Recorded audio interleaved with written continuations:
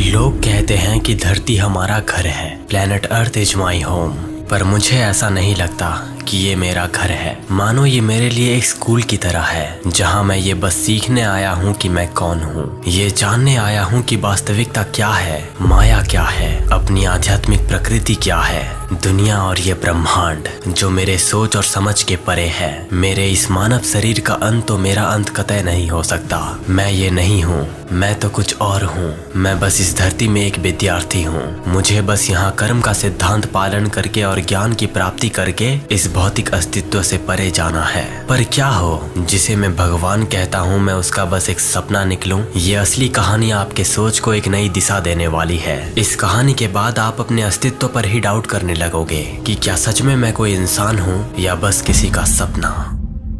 आज से करीब 2400 साल पहले एंशिएंट चाइना के एक छोटे से गांव में एक बड़े ही मिस्टीरियस से फिलोसोफर रहते थे, जिनका नाम था जुआंगजी। एक दिन वो अपने दिन के सभी काम को खत्म करके रात को एक गहरी नींद पाने के लिए सोने को जाते हैं। वही विचारों का युद्ध जो हर रात एक फिलोसोफर के दिमाग को अंदर से हिला करके रख देता है। वो विचारें जो अनंत ब्रह्मांड से शुरू होकर भूलोक के सूक्ष्म जगत तक फैली होती हैं। उन्हीं चीजों का विचार करते करते कब वो अनंत निद्रा में चले जाते हैं उनको पता ही नहीं चलता। निद्रा जो उनके शरीर और मन को अनंत शांति प्रदान कर रही थी। तभी वो एक स्वप्न देखते हैं एक सुंदर तितली का, जो वो खुद थे।